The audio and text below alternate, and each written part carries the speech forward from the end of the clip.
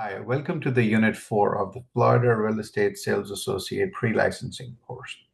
The Unit 4 is going to talk about authorized relationships, the disclosures, and the duties involved with those relationships. We're going to talk about the three major uh, brokerage relationships that are practiced in the state of Florida, along with the licensee's duties towards its principals and the customers. By the time you're done with this chapter, with this unit, you should be able to distinguish among the three different major types of brokerage relationships that are practiced in the state of Florida, the duties that an agent owes to its principal in a no representation relationship, a no brokerage relationship, duties in a single agent relationship, obligations and duties in a transaction broker relationship, the process of transition from a single agent to a transaction broker, the disclosures involved in that transaction, and the obligations. We're going to talk about the disclosure requirements in non-residential transactions where the buyer or the seller have an assets in excess of $1 million. What kind of disclosures are required? At the same time, we will talk about the events, the circumstances where a brokerage relationship may be terminated. So without waiting, let's move forward. So let's begin by talking about the law of agency. When is an agency created? So, by definition, when a person delegates another person an authority to act on their behalf, to represent them, to work for them in a particular manner, an agency relationship is created. There are two people, there are two sides of our agency relationship, a principal and an agent. The definition of a principal, who's the principal? The person who delegates the authority to another person is called the principal. The person who accepts the authority from the principal is called an agent. A good classic example would be a real estate brokerage where the broker is the principal who delegates the authority to its salespersons, to its broker salesperson to work for him, to represent the company, to work with different buyers and sellers.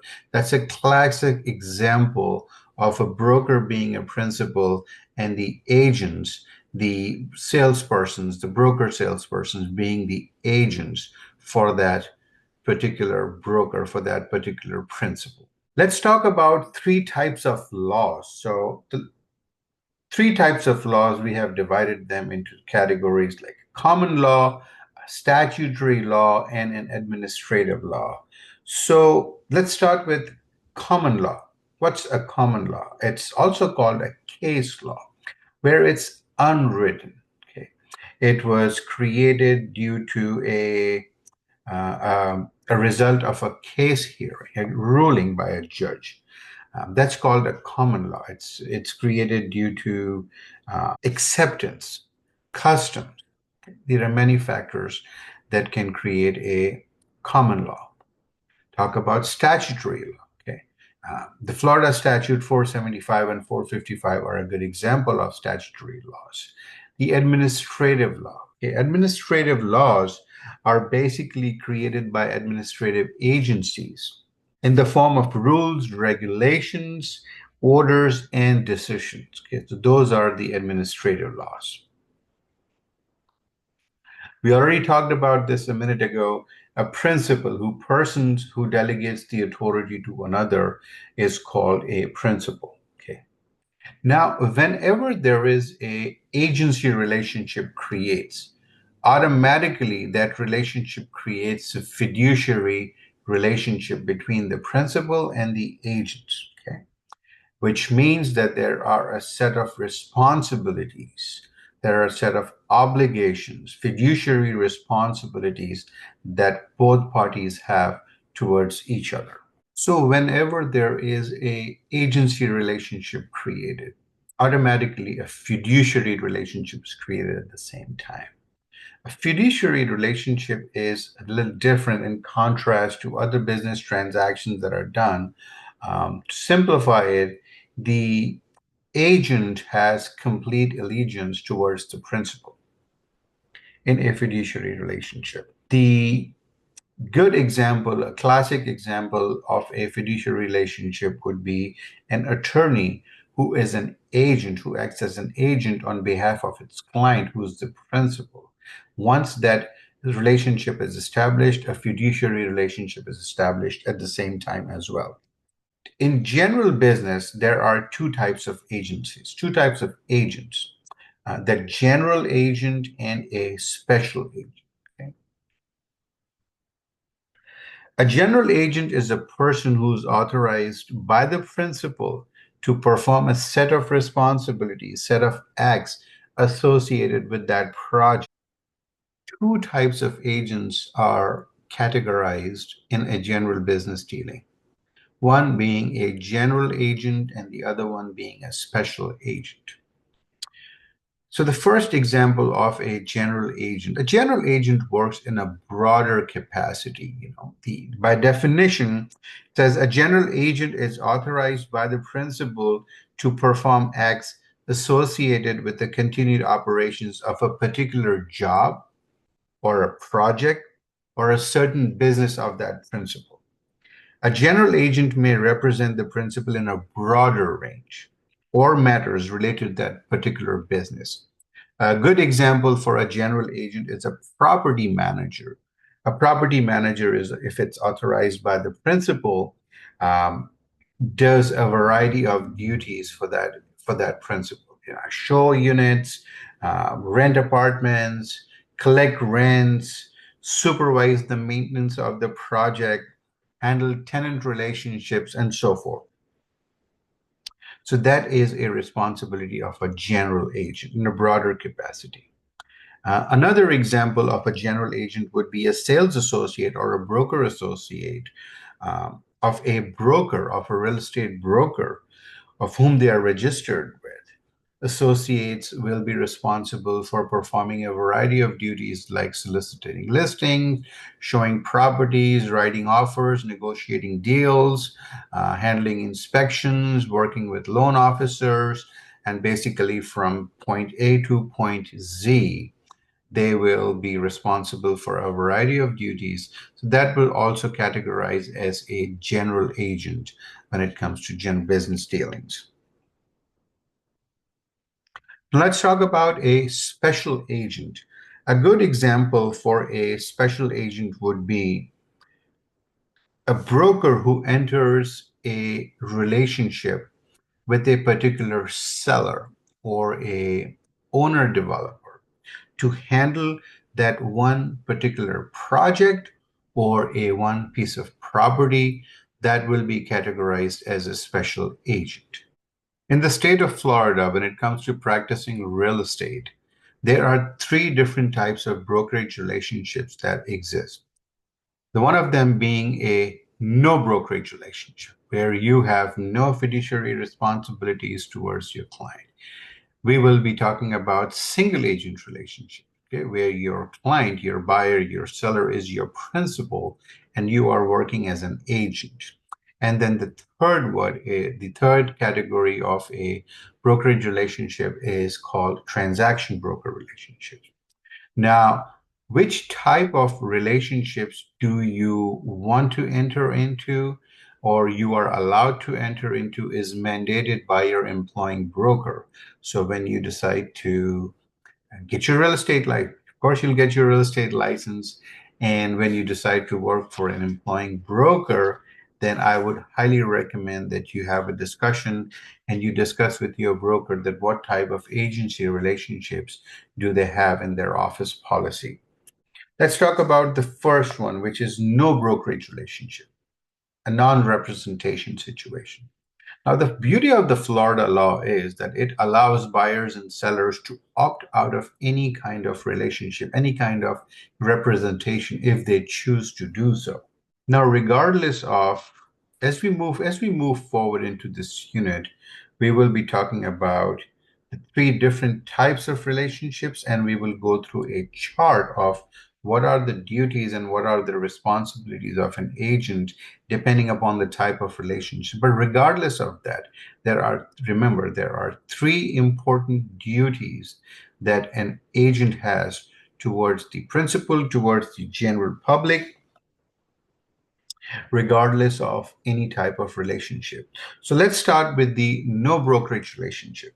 Even if you decide to enter into a no brokerage relationship with your client, you are responsible for accounting of all funds.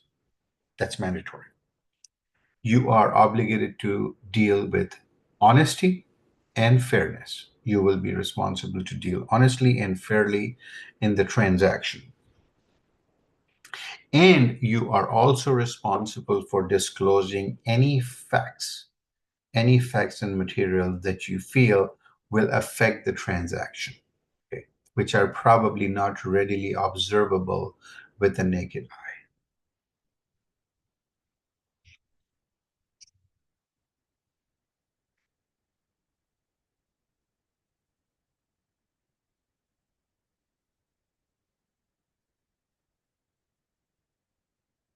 A good way to remember what are the three responsibilities in a no brokerage relationship is add. Remember the word add. Accounting for all funds, dealing honestly and fairly, and disclosing all known facts that materially affect the value of the residential property that are not readily observable by the buyer. These three duties are required in all types of brokerage relationships. Now, let's go with the next one, which is a single agent relationship. So, in a single agent relationship, a broker who represents as a fiduciary either the buyer or the seller, but not both in the same transaction. We will go, we will talk about that scenario where um, the broker is working with both buyers and the sellers, or decides to do so.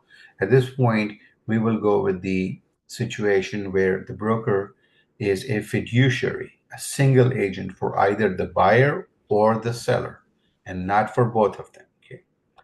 Now, in the state of Florida, the dual agency is prohibited. You might see a question on that in the exam as well. Brokerages may only represent a client either as a single agent or both buyer and the seller in the same transaction. Florida law prohibits a brokerage firm from creating a fiduciary relationship with both the buyer and the seller in the same transaction. Now let's talk about subagents. A classic example of a subagent would be seller as a principal. A seller is a principal, and the broker is an agent for the seller. Remember, in real estate, when you are a sales associate, you're a broker salesperson, you are working under the employing broker. So the broker is the brokerage, the broker. You are working as an agent for the broker. Like I explained it to you, a classic example of a single agent relationship, of an agency relationship, would be broker acting as a principal, and then you working for that broker as an agent. Similarly, when the seller is the principal, the broker is an agent for the seller. Automatically, the broker salesperson or you as a salesperson would become the sub agents for the seller. That would be the flow of the relationships. Similarly, when your buyer is your principal, you have a agency relationship, single agent relationship with your buyer, then your broker becomes the agent of the buyer, and you as a broker salesperson or a salesperson would become a sub agent for that buyer. Now, sales associate owe the same fiduciary responsibilities like their employing broker. In the role of a single agent, there are a set of duties, set of fiduciary responsibilities that you have to be responsible for. Dealing one, accounting for all funds, dealing honestly and fairly, disclosing all known facts that materially affect the value of the residential property that are not readily observable. We already talked about these three duties: ADD, add in the no brokerage relationships. Now let's try to differentiate what is the difference between the no brokerage relationship and the single agent relationship. So on top of these three responsibilities, you have the responsibility of using skill, care, and diligence in that transaction, presenting all offers and counter offers in a timely manner. Okay, we'll talk about that a little bit in detail, the definition of timely manner. Confidentiality, obedience, loyalty, and full disclosure. We will talk about those a little bit in detail as we move forward in the chapter. Remember, on top of the three responsibilities, which are the add, you have to use skill, care, and diligence in the transaction, present all offers and counter offers in a timely manner, confidentiality, full disclosure, obedience, and loyalty. The four of the nine duties owed to the principal apply only to the single agent relationship. So we went through the nine duties, out of which four of them are only applicable if you are in a single agent relationship. The best way to remember that is full confidentiality, obedience, loyalty, and disclosure, full disclosure.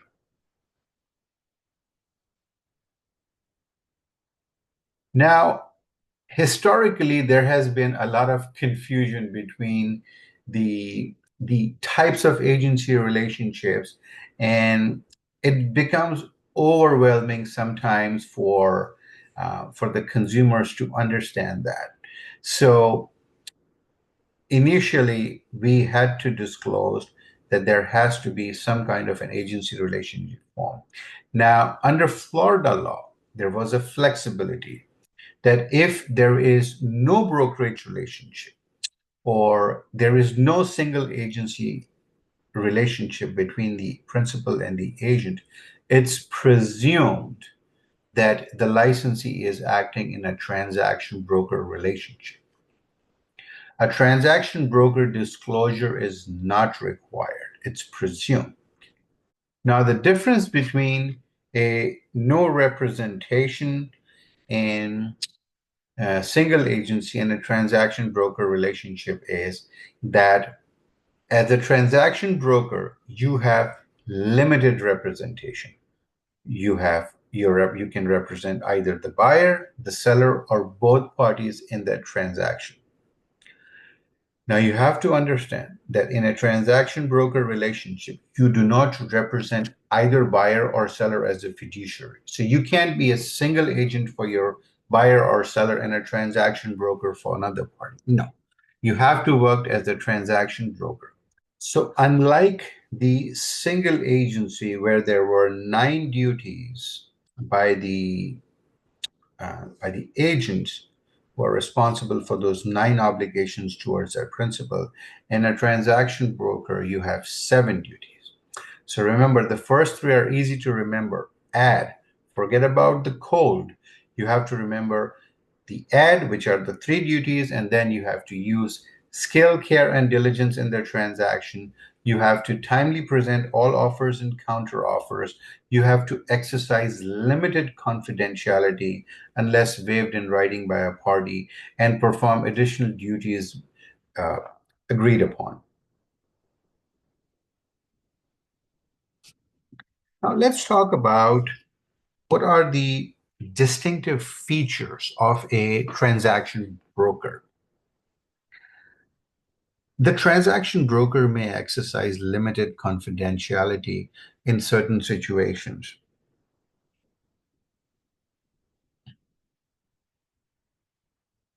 Now, even though the limited confidentiality exists, but it prohibits the broker, the licensee, to make certain representations, make certain comments.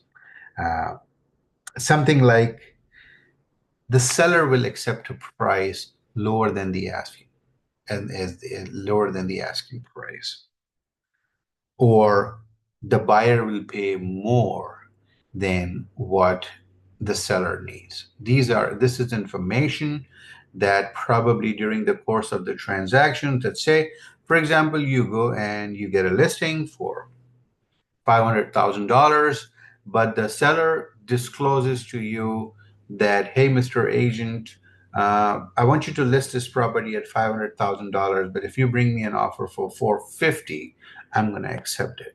So in other words, the seller has given you indication that even though the asking price of the property is $500,000, but I'm going to accept up to 450, you are not supposed to disclose that information to any particular client, any particular buyer.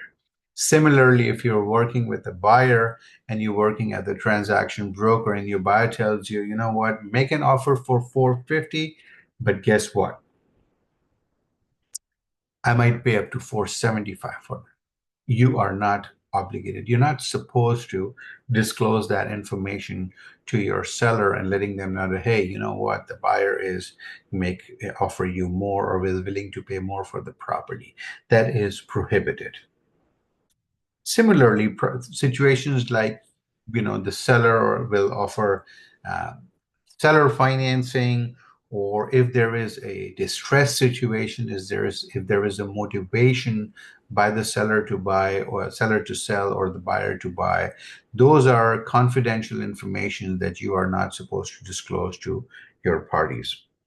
So this slide is going to give you a good indication of how to categorize the duties that are applicable in each individual brokerage relationship. So the first three duties, add, accounting for all funds, dealing honestly and fairly, and disclosing known facts about the property, are applicable on all three brokerage relationships. The duties number 4 and 5 apply to the single agent and transaction broker relationship, which is using skill, care, and diligence and presenting all offers and counter offers in a timely manner. Now, two of the duties apply only to the transaction broker. Exercise limited confidentiality and perform additional duties mutually agreed upon. Okay. Two of the duties apply only to the transaction broker. The features of the transaction broker. Now, let me tell you, we are going through all these relationships, but in general practice in the state of Florida, it has been observed that a majority of real estate brokerages have decided to operate in the transaction broker relationship with their customers. Now, it's presumed relationship in all residential and non-residential transactions. The parties give up rights to undivided loyalty. The limited representation allow licensees to assist both buyers and sellers in the same transaction. Licensees cannot represent one party in a single agent relationship and the other one as a transaction broker. They still owe the duties, like those 7 duties that we talked about, but no disclosure is required. So to summarize, let's review what relationships require the 3 duties. Add all 3. Whether it's a no brokerage relationship, whether it's a single agency or a transaction broker, you are still required by all these duties. Which are the 4 duties owed to the principal in the single agent relationship? I told you to remember this word, call. Confidentiality, obedience, loyalty, and disclosure. These are the 4 duties which are owed to the principal in a single agent relationship.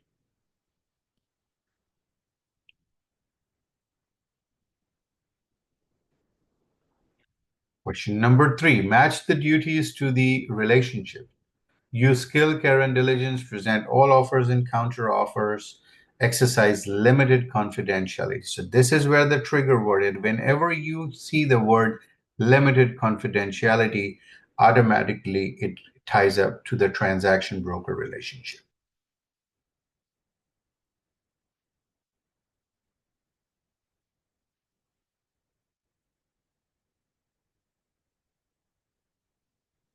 Now, there is a scenario where we talked about in the beginning that there might be a scenario where uh, you have started the relationship with your client, with your seller, with your buyer as a single agent. But during the course of your relationship, you get into a situation where you have to change your relationship.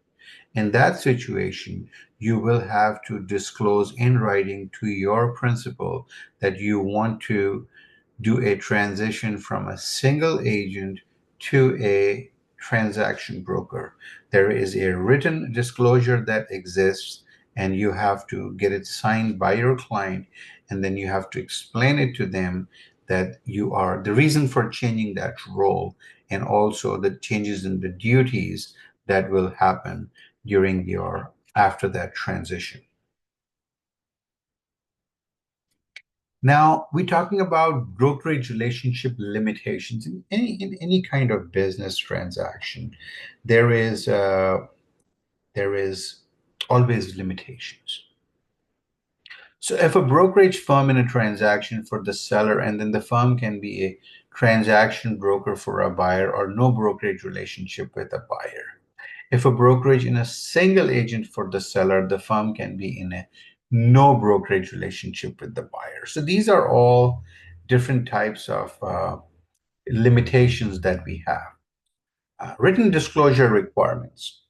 Now, written disclosures are required in a residential transaction when operating in a single agency or a no brokerage relationship. Remember, transaction broker relationship does not require anything in writing, it's already presumed. Now, the disclosure requirement is only applicable for residential property, residential sale. It's not applicable for the commercial side or the business brokerage. Okay. So now for the virtue of definition, let's talk about what is the residential deal. It's defined as improved property or four or fewer residential units. Unimproved property zoned for four or fewer residential units. And agricultural property of 10 or few acres. If the property falls into any of those categories, it's considered as a residential sale, and disclosure requirements are required. Now, types of transactions where there is no requirement of a disclosure. You can practice in any capacity that you want. Now, non-residential transaction, rent or lease agreements, business opportunities, your convenience store, your gas stations, your restaurants, your auctions, your appraisals. Those are the scenarios where the exemption is there. The disclosure requirement is not there. Now, there is a format and the timing. Duties must be described and disclosed in writing when it comes to single agent or no brokerage relationship. Can be included in a listing agreement, signature line inserted following the disclosure, single agent disclosure before on time of entering into a listing agreement, or before showing a property, or a no brokerage notice before showing the property. These are your timings that you have to keep in mind and you have to abide by. The record keeping and the retention. Now, brokers must retain brokerage relationship disclosures for 5 years. Remember this. It's a question like that on the exam. 5 years from the sale transaction that resulted in a written contract include files or properties that failed to close and may be filed in a digital format. Now, it doesn't have to, store files and files of paperwork. If you have the ability to retain those contracts, then yes, you are allowed to do that in a digital and an electronic format as well, as long as you are able to access them when they are requested by the state. So let's review question number one in this exam. Sales associate Amy works for XYZ Realty. Amy lists her property and XYZ established single agent relationship with the seller. A buyer contacts Amy and wants to view the property. What relationship may Amy have with this buyer?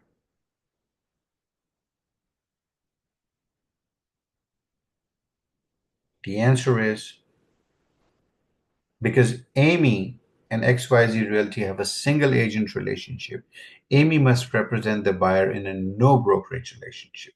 Single agent for the seller, no brokerage relationship with the buyer. Broker Yellowman is working with the buyer Daniels as a transaction broker. Now, Broker Yellowman also listed a property that buyer Daniels is considering purchasing.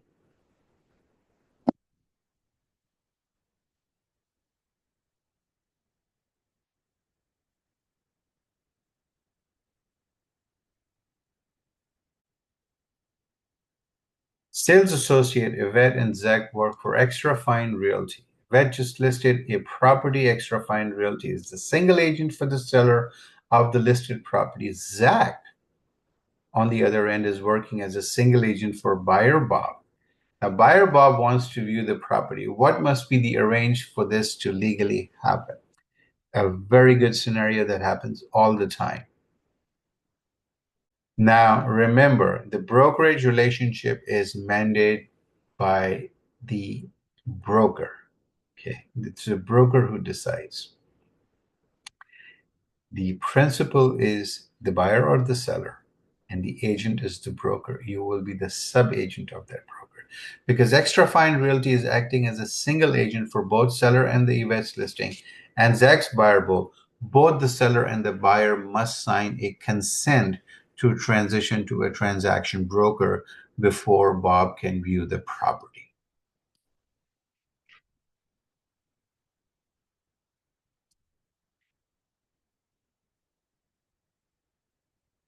Now, in a non-residential transaction, your principal, your client, may request your broker to dedicate you a designated sales associate. At the request of the buyer and the seller, the broker may designate a particular sales associate to act as a single agent for different customers in the same transaction. Okay. Now that applies only for non-residential transactions. Now, there is a requirement. The buyers and sellers in that transaction must have a documented assets in excess of 1 million US dollars. Now, in that situation, in that scenario, a written disclosure is required where it includes a single agent disclosure and it also includes a designated sales associate disclosure, which exists and it has to be presented and signed and executed by all parties. Now, let's talk about how do you terminate a brokerage relationship? It happens all the time. So, situation where fulfillment of a brokerage relationship purposes.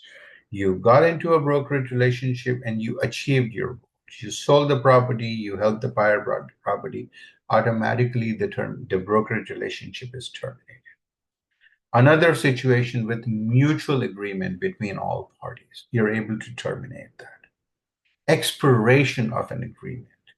A broker renounces that relationship by giving notice that I don't want to represent you anymore. The principal revokes the relationship by giving notice. The principal says, I don't want to work with you anymore. I want to end this relationship. The death of a broker or the principal is also a cause for termination of relationship.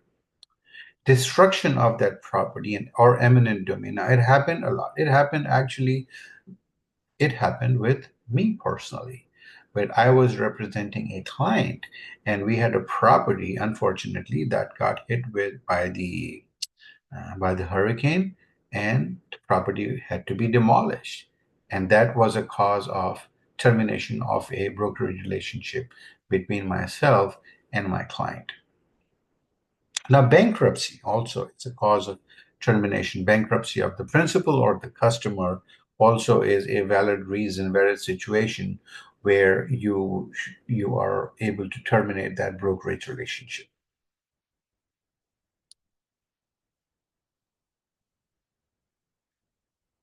So let's go over some key points, important points of this chapter, of this unit. Before we proceed to the questions, the quiz for this chapter, let's quickly go over the summary of important points that we learned in the chapter. Uh, a person who delegates authority to another person is called a principal. A person who accepts the authority is called an agent. A real estate licensee may act as a special agent with buyers or sellers. This occurs when the buyer or the sellers, but not both, and the brokerage firm enters into a single agent relationship. In this relationship, the buyer or the seller is the principal and the broker is the agent.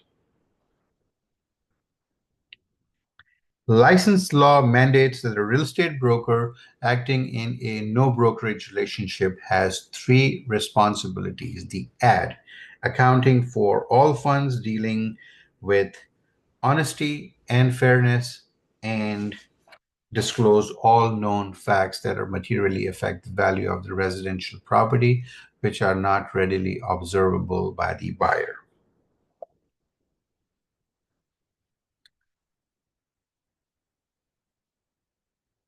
Under Florida law, it's presumed that all licensees operate as a transaction broker unless another brokerage relationship is chosen. A real estate broker may change from a single agent to a transaction broker as long as a consent for a transition to transaction broker is executed by all parties. Now, brokerages must retain brokerage relationship disclosure documents for 5 years. Important date to remember. I see a question like that. It's 5 years. In a non-residential transaction where the buyer and the sellers each have an assets of $1 million on the request of the customers, the principals, the broker may designate sales associate to each party and have a fiduciary responsibilities to their clients in a non-residential transaction only. So that concludes our chapter 4, unit 4, and let's knock out the questions, the quiz. See you in chapter 5.